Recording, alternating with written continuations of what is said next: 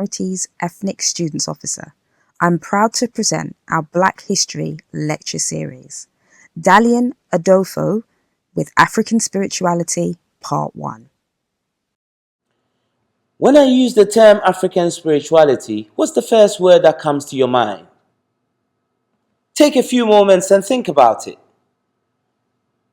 Possibly a mixture of negative allusions, most likely devil worship, voodoo, sorcery, witchcraft, an endless list of unfounded notions.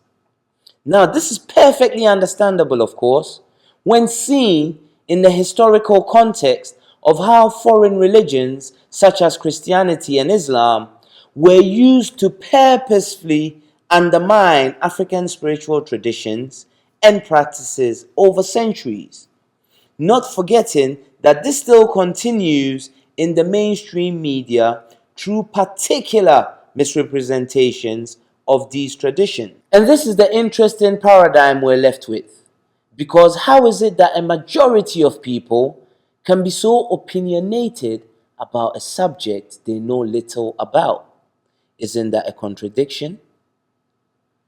Let's ask ourselves, how can we be so certain about what something entails if we've never had any direct experience with it or accurate knowledge about it in order to form an informed opinion on it? I'm guessing then that some will be wondering what I mean by the term African spirituality, if it's not only the negatives that they've been made aware of. Well, by this I refer to the cosmology, African's own conception of the Creator, or Godhead, if you will, the creation of the universe and all the forces within it, and how that impacts or orders human lives within an ethical and moral framework. In its essence, African spirituality is a system of character cultivation and development, as well as an ecology with nature, not the widely dispersed negative ideas of malevolent entities and such. Africa is such a diverse continent with so many different languages and cultures. So how can such a singular term, African spirituality, be applicable? We have conducted considerable research into this topic across geography and time. And what we have uncovered is that the underlying philosophies informing the cosmological systems of the various African communities suggests evidence of a common and shared origin. In essence, what we find is they are all similar. And what is most interesting is that it has persisted across millennia, from the time of the ancient Egyptians to the present day, both on the continent as well as in African diasporic communities in places such as the Caribbean and South America. And we must ask, how is it so? How did the African pharaohs of antiquity come to share the same understandings as the Dagara of West Africa, or Bakongo in Central, or a Zulu in Southern Africa? People separated by space and time who supposedly had no contact with each other, as they presumably lacked the technology to travel across great distances to diffuse these ideas. With what we have found through our research, the term is very apt because it shows that we are merely dealing with different expressions of the same. It also sheds further light on why to date archaeologists and historians cannot find any evidence of imperialistic wars carried out in the name of any African traditional religion on their neighboring communities, because there is no need to try and convert others. This is the reason why we do not find proselytizing to be a feature of African spirituality. In the works of John Mbiti, he even cites that such attempts at conversion are taboo in some communities. An example of such a shared principle that is found across the different systems is the understanding in the cosmology of the existence and belief in deities or divine beings. These are entities born of the Creator that are endowed with abilities to affect changes in human affairs when they are communicated with. And they are usually manifested as aspects of nature to be found in lakes, rivers, stones, mountains, and the like. Now, this is a concept very similar to angels in Christianity or jinns in Islam. And this is just one example. We have uncovered many more, which we will present via a systematic study to highlight these frameworks of correlations. That we can use African spirituality as an all-encompassing term should not even be debatable when we have evidence of such inherent similarities.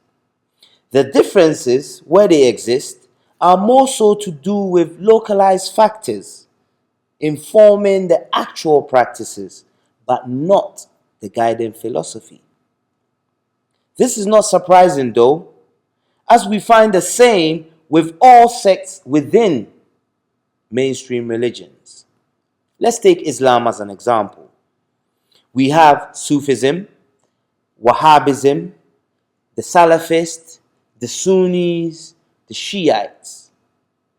None of these sects share 100% correlation in their belief systems, but there are certain core fundamental ideas that are adhered to, like the belief in a supreme being, in this case Allah, and his prophet Muhammad, peace be upon him, and a particular system of prayer. These three main ideas affords all these different sects one overarching label. So why not the African? It's essential in this day and age because of the ever-increasing persecution of traditional practitioners by people of other religious beliefs, with shrines being destroyed and vandalized in unprovoked attacks, torture, and in the worst cases, murder of the innocent under the premise of being witches. And we're predominantly talking women and children, with people suspected of being witches being burnt alive in places such as Kenya, or of children being abandoned in places such as Nigeria, or people being kicked out of their homes in the favelas of Brazil by evangelical Christians. Such events are reminiscent of Europe in the medieval ages, with the Salem witch hunts and the Spanish Inquisition. So that what we're really seeing is a repeat of history and the oppression that can ensue from lack of understanding and respect for other people's choices of belief. And what's worse, no evidence can be provided that will stand up in a court of law to support these claims. Yet it continues unabated.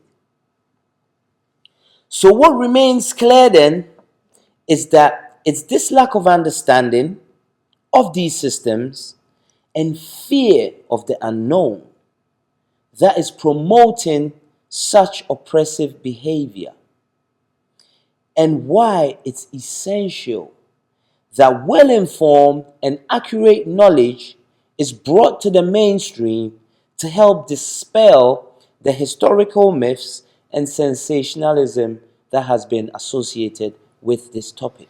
The main representation that afflicts African spirituality is that of juju or voodoo or obia, all references that these systems are inherently evil And this itself is totally illogical, because just to compare, has Christianity been relabeled pedophilia just because of the actions of a few priests?